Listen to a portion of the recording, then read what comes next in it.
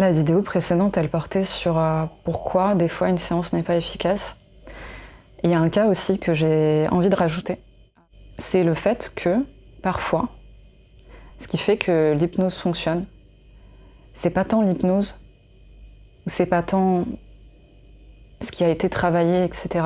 Des fois, c'est le rapport, en fait, humain. En particulier pour les problématiques relationnelles, donc tout ce qui a trait à l'anxiété sociale, par exemple. L'anxiété tout court, hein, parce que très souvent, si on est anxieux par rapport à soi-même, en apparence, de manière intrapersonnelle, c'est-à-dire, anxiété de performance, anxiété, de tout un tas de choses qui semblent centrées sur notre personne, en fait, c'est très souvent lié aux autres et c'est très souvent lié à des expériences passées avec d'autres qui ont généré ce stress qu'on s'inflige à nous-mêmes. Quand je parle aussi de problématiques relationnelles, donc ça va être tout ce qui a trait aux problèmes liés à l'attachement, à ce que ça génère en termes d'inconfort, de stress, d'évitement, d'anxiété aussi. Là, on va retrouver, alors je sais pas si ça te parle, mais tout ce qui est profil évitant, profil anxieux. Globalement, en fait, les personnes qui sont insécures dans le lien avec d'autres personnes, soit en étant trop présente, quitte à être un peu étouffant pour l'autre, soit en étant au contraire évitant, c'est-à-dire que dès qu'il y a un petit peu d'attachement qui se crée, ça fait peur, parce que peur d'être abandonné, peur d'être trahi ou peur de choses comme ça. Et donc la personne va avoir tendance à fuir le rapport, à être un peu là et pas là, enfin, ce qui va être assez étrange pour l'autre en face. Quand on est sur ce genre de problématique-là, parfois c'est pas vraiment l'hypnose, même si l'hypnose peut faire beaucoup de choses, hein, mais c'est pas forcément ce qui se joue dans la séance précisément sur une problématique précise donnée, c'est surtout ce qui se joue dans la séance sur un mode plus méta, c'est-à-dire le rapport avec le thérapeute et le rapport de confiance. Et en ce sens-là, c'est quelque chose qui peut se retrouver avec d'autres thérapeutes, avec un psychologue, avec un psychiatre, si c'est un psychiatre avec qui on peut parler, et pas qui fait juste une ordonnance et qui c'est terminé après. Ça peut être un kinésiothérapeute, ça peut être quelqu'un qui fait des massages du ventre, enfin plein de choses en fait. Ce qui va compter là, et ce qui va faire du bien et ce qui va, sur le long terme, améliorer les problématiques d'anxiété de la personne, anxiété sociale, anxiété de performance, etc., etc. Il y aurait une liste qui pourrait être très très longue. Ça va être le rapport qualitatif avec quelqu'un. Ça va être le fait de pouvoir parler de choses très personnelles, très intimes, sans être rejeté, sans que ce soit trop, sans que ce soit un problème. Et c'est énorme, en fait, ça. Pour des personnes qui ont ces problèmes-là, c'est énorme. Et c'est exactement ce dont elles ont besoin, pour la plupart du temps. Ce qu'elles cherchent tout en le fuyant, parfois, par peur, en fait, d'être, comme je disais tout à l'heure, rejetées, abandonnées, par peur de ne pas être aimées telles qu'elles sont. Parce que ces personnes-là, en fait, elles ont appris, quand elles étaient souvent très petites, que leur façon d'être au monde, spontanée à l'époque, hein, parce que quand on est petit, on n'a pas beaucoup de filtres, on s'exprime, on prend la place, ou pas, mais je veux dire, on a des réactions très spontanées et très premier degré, entre guillemets. Et ça, parfois, c'est pas reçu, parce qu'en fait, les parents en face, ils sont fatigués, ils sont sous pression, parce qu'en fait, parfois, les parents en face, ils sont absents, parce qu'en fait, parfois, les parents en face, ils ont des problèmes de santé, ou des problèmes, j'inclus dedans un parent qui est malade, qui n'est pas disponible pour ses enfants parce qu'il a beaucoup de douleurs, qui génère de l'irritabilité. Ça peut être quelqu'un qui a des addictions, ça peut être tout un tas de choses, en fait. Ça peut être un parent qui fait de son max pour que la situation financière de la famille soit correcte, en fait, et qui, du coup, passe son temps au boulot ou passe son temps en étant proche du burn-out, en fait, qui n'arrive pas à avoir la disponibilité d'esprit pour accueillir les émotions de son enfant. À aucun moment, il s'agit ici de blâmer des parents, en fait. On fait ce qu'on peut avec ce qu'on a. à l'instant T.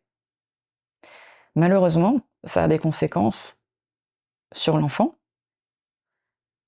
Plus le stress est élevé, plus logiquement, il va y avoir des effets secondaires à ça. Et donc, cet enfant-là, il peut développer en fait des problèmes d'attachement parce que ce qu'il est à ce moment-là précisément, c'est-à-dire spontané, comme tout enfant en fait, n'est pas accueilli, n'est pas approprié, n'est pas recevable en fait par rapport à l'énergie disponible par les parents en face, par rapport à tout un tas de choses. Et donc cet enfant, il va apprendre à s'ajuster, à faire ce qu'il faut pour convenir à ses parents, parce qu'en fait, c'est ces seules personnes dont il dépend pour sa survie, donc il va très logiquement s'adapter à ses parents. Ça peut être aussi le cas d'un professeur d'école, ça peut être le cas de toute personne avec qui il va passer beaucoup de temps en fait et qui est un adulte, qui est censé garantir sa sécurité. Et donc cet enfant-là, il va développer des manières de relationner qui ne sont pas proches de ce que lui veut, mais qui sont adaptées à ce que les autres veulent, ce qui va créer ensuite des problèmes d'ajustement plus tard dans la vie future de cette personne-là. Alors j'espère que de la manière dont je l'exprime, c'est pas trop réductionniste. C'est toujours le problème de toute façon quand on parle de sujets complexes, on en fait plus ou moins des raccourcis. Mais globalement, il me semble que c'est à peu près ça en fait. Pour en revenir à ce que je disais tout à l'heure, c'est que dans ces moments-là, la personne, ce dont elle a besoin le plus, c'est un rapport de confiance, un rapport d'ouverture, c'est-à-dire d'être avec quelqu'un avec qui elle peut tout dire sans être jugée, un rapport en fait très qualitatif et très dénué de peur de générer de la lourdeur ou de l'embarras ou de tout un tas de choses. C'est-à-dire que ces personnes-là, en soi, elles ont des gens autour d'elles. Elles ont potentiellement des amis, elles ont de la famille, elles ont du monde autour, en espérant qu'elles ne sont pas ultra isolées. Là, je parle de cas de la plupart des cas. Mais parfois, elles se sentent pas, en fait, de parler à ces personnes-là, parce que soit il va y avoir du jugement derrière, soit il va y avoir de la culpabilité pour ces personnes-là, de pas savoir quoi faire, en fait, pour aider la personne, de se sentir coupable si, par exemple, c'est le parent ou quelqu'un de très proche. Et donc, un espace thérapeutique où on est là pour ça, en fait, bah, c'est juste le terreau favorable pour être dans ce rapport-là, en fait. Et c'est particulièrement ça qui va générer du changement. Sauf que, tu l'imagines bien, c'est du changement qui se fait sur le long terme. C'est pour ça qu'on parle de thérapie d'accompagnement, de psychothérapie dans ces cas-là. Parce qu'en fait, c'est le lien de confiance qui se construit sur le long terme, qui va être testé la plupart du temps, inconsciemment, par la personne, en disant de plus en plus des trucs très personnels, par exemple, qu'elle a peur que ce soit rejeté, des trucs de plus en plus inavouables, des trucs de plus en plus immoraux peut-être. Et elle va voir comment réagit le thérapeute en face, en fait. Et on voit bien que c'est sur le long terme que ça se passe. Donc si on est vraiment sur des problématiques de cet ordre-là, une séance d'hypnose, tu t'en doutes bien, va pas suffire. Parce que le problème, il est beaucoup plus complexe, il s'est construit sur beaucoup plus d'années. Et c'est presque l'histoire de toute une vie à cet endroit-là. Parce que la personne, elle a très souvent répété son schéma de rejet, d'abandon, etc. Parce qu'elle a connu ça, parce que c'est familier pour elle, et que malheureusement, le cerveau va vers ce qui est familier, parce qu'il se sent plus à l'aise dans des contextes qu'il connaît. Et c'est là où c'est vraiment... ça peut paraître parfois décourageant pour certaines personnes de comprendre ça, mais malheureusement, c'est ce qui se passe. C'est que on va vers ce qui nous est familier. Quelqu'un qui a vécu dans un environnement sécure va vers des situations sécures, parce qu'en fait, il a connu ça. Quelqu'un qui a vécu des situations insécures va se sentir à l'aise dans des situations insécures, parce que c'est quelque chose qu'il connaît, donc ça correspond en fait à ce qu'il connaît, ce qu'elle connaît.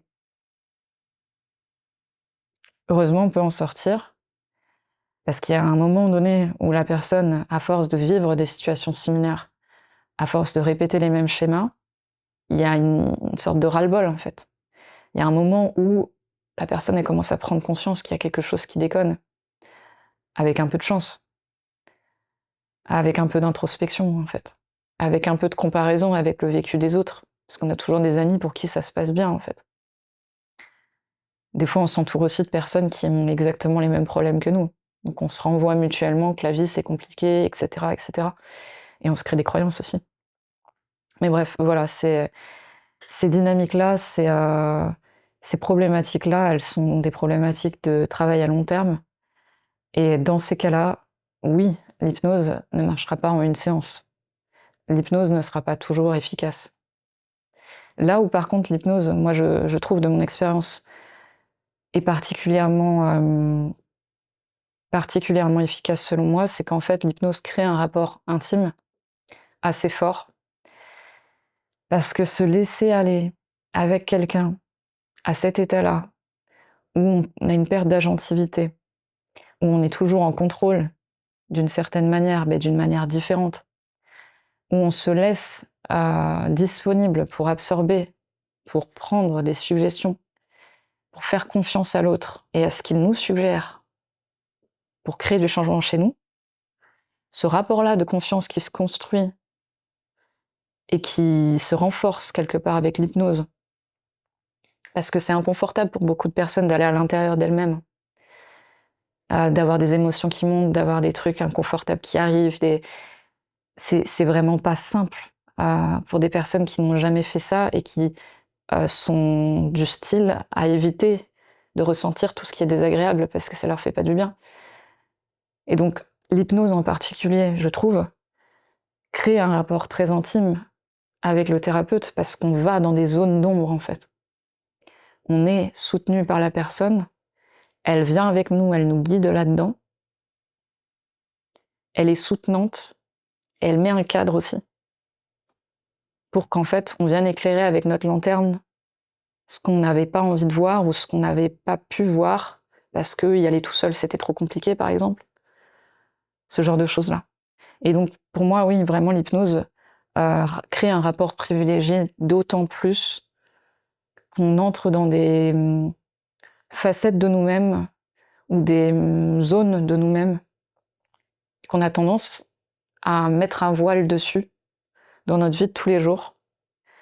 Parce qu'on a tous besoin de faire ça pour être fonctionnel, opérationnel, etc. Sauf qu'il y a un moment où ce qu'on a sous le tapis devient trop gros et génère des problèmes, comme des maladies chroniques, comme des problèmes, je sais pas moi, des troubles obsessionnels, des pensées, de la frustration, des émotions désagréables. Il y a tout un tas de symptômes en fait qui découlent d'avoir un truc trop gros sous le tapis qu'on n'arrive pas à aller voir tout seul en fait. Parfois on arrive à aller le voir tout seul aussi, hein. Je dis pas qu'il faut systématiquement un thérapeute pour travailler sur soi. Mais voilà, ça peut être un autre cas où typiquement l'hypnose en une séance va pas résoudre le problème. J'espère que cette vidéo t'aura apporté quelque chose, aura résonné à certains niveaux, aura fait cheminer peut-être quelque chose, je sais pas. N'hésite pas à m'en faire part en tout cas et je te dis à bientôt pour une nouvelle vidéo.